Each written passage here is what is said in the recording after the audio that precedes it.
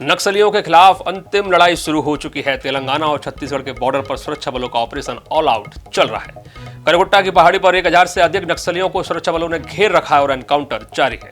Encounter चलते हुए 30 घंटे से अधिक का समय बीत चुका है और इस बीच नक्सल संगठन की तरफ से शांति वार्ता को लेकर एक प्रेस नोट भी जारी किया गया है। क्या है इस प्रेस नोट में और 30 घंटे की इस मुठभेड़ के बाद सुरक्षा बलों को कितनी सफलता मिली है, करेंगे विस्तार से चर्चा। मैं हूं अभिषेक और आप देख रहे हैं दी INH।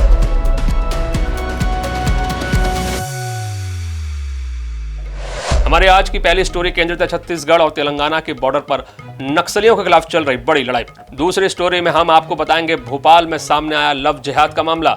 बकायदा एक कॉलेज की 3 छात्राओं से प्लानिंग के तहत हुआ दुष्कर्म। तीसरी स्टोरी है उन पाकिस्तानी हिंदुओं को लेकर जिनके लॉन्ग टर्म वीजा को लेकर भारत सरकार ने बड़ा निर्णय लिया है। नक्सलियों के खिलाफ अब तक की सबसे बड़ी लड़ाई इस समय छत्तीसगढ़ तेलंगाना के बॉर्डर पर मौजूद करगुट्टा की पहाड़ी और नाड़ापल्ली के जंगलों में चल रही है। छत्तीसगढ़, ओडिशा, तेलंगाना, महाराष्ट्र के 5000 से अधिक सुरक्षा बलों ने चारों तरफ से 1000 से अधिक नक्सलियों को घेर रखा है। बीते 30 घंटे से एनकाउंटर चल रहा है और मुठभेड़ अभी भी लगातार जारी है। छत्तीसगढ़ की DRG, STF, तेलंगाना की ग्रेहाउंड्स, महाराष्ट्र की C60 कमांडो, CRPF और कोबरा की 208वीं बटालियन इस एनकाउंटर को अंजाम दे रहे हैं। इनकी मदद के लिए वायुसेना के हेलीकॉप्टर लगातार रसद और जरूरी सामान पहुंचाने का काम कर रहे हैं। अब तक इस ऑपरेशन में 10 से अधिक नक्सलियों के मारे जाने की खबर है और सुरक्षा बलों को अनुमान है कि जैसे जैसे जवान आगे बढ़ रहे हैं वैसे वैसे नक्सलियों को हुए नुकसान की जानकारी भी सामने आती जा रही है। इस बीच नक्सलियों की ओर से एक प्रेस नोट भी जारी हुआ है। उत्तर पश्चिम सब जोनल ब्यूरो के प्रभारी रुपेश ने एक बार फिर से प्रेस नोट जारी करके भारत सरकार से सैनिक अभियान को रोकने की अपील की है। पहले हम आपको वो प्रेस नोट दिखाते हैं। इस प्रेस नोट में नक्सलियों द्वारा कहा जा रहा है कि वे शांति वार्ता को तैयार है।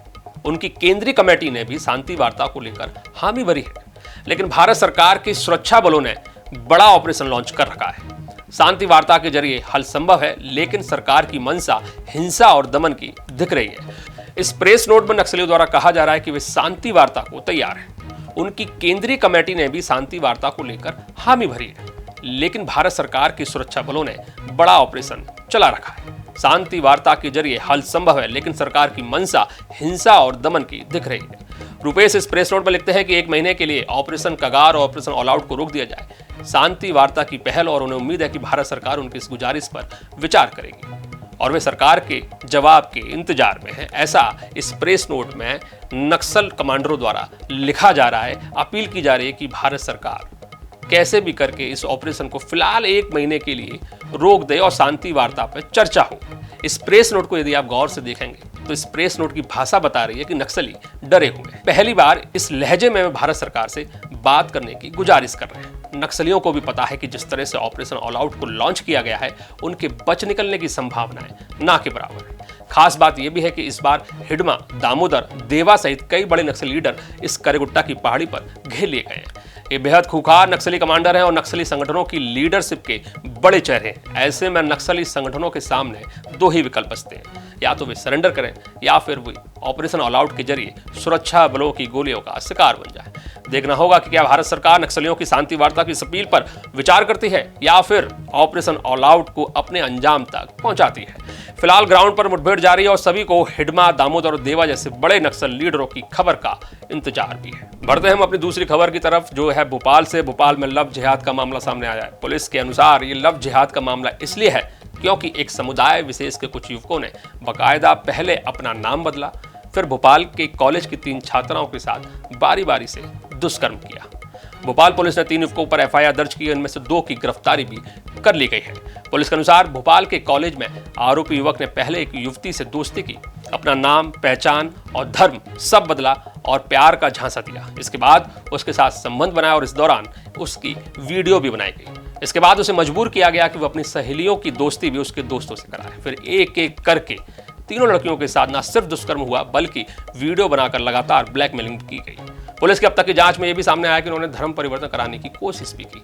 इस मामले को लेकर पूरे भोपाल में भारी आक्रोश है और बीजेपी नेताओं ने इस मामले में पुलिस पर लेतलाली करने के आरोप भी लगाए हैं। पूरे मामले की जांच के लिए भोपाल पुलिस ने SIT का गठन कर दिया है। इस मामले को लेकर क्या कह रहे हैं भोपाल पुलिस कमिश्नर हरिनारायण मिश्रा, आइए आपको पहले सुनवाते हैं।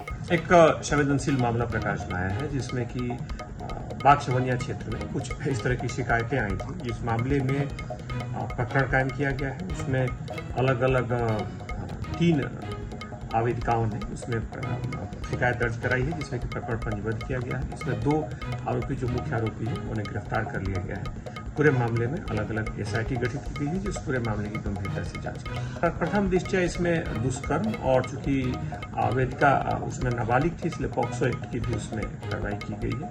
साथ ही इसमें पुलिस की जो SIT टीम है इस गंभीरता से पूरे मामले की जांच करेगी। स्थानीय तौर पर जो प्रथम दृष्टया आरोपी है वो एक कॉलेज से जुड़े हैं। बहरहाल उसके आगे की कड़ियों की पुलिस पड़ताल करेगी। अब देखना होगा कि पुलिस जांच में किस तरह के नए खुलासे सामने आते हैं। और आखिर में एक राहत भरी खबर पाकिस्तान से उन हिंदू शरणार्थियों के लिए है जो छत्तीसगढ़ की राजधानी रायपुर सहित अन्य शहरों में लंबे समय से लॉन्ग टर्म वीजा के सहारे यहां पर रह रहे हैं। पहलगाम आतंकवादी हमले के बाद भारत सरकार ने पाकिस्तानी नागरिकों के वीजा रद्द कर दिए थे और उनको अगले 2 से 3 दिन में भारत छोड़कर जाने को बोल दिया गया है।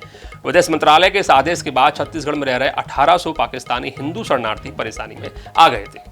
ये सभी पाकिस्तान के सिंध प्रांत से यहाँ आकर बसे और लॉन्ग टर्म वीजा के सहारे यहाँ पर सालों से रह रहे थे। अब विदेश मंत्रालय ने स्पष्ट कर दिया है कि पाकिस्तानी हिंदू जो लॉन्ग टर्म वीजा के सहारे भारत के अलग अलग राज्यों में रह रहे हैं, उनकी वीजा सेवाएं बहाल रहेंगी और उनको वापस पाकिस्तान नहीं जाना होगा। आपको हमारा वीडियो कैसा लगा कमेंट करके जरूर बताइएगा और लाइक शेयर सब्सक्राइब जरूर कीजिएगा। नमस्कार।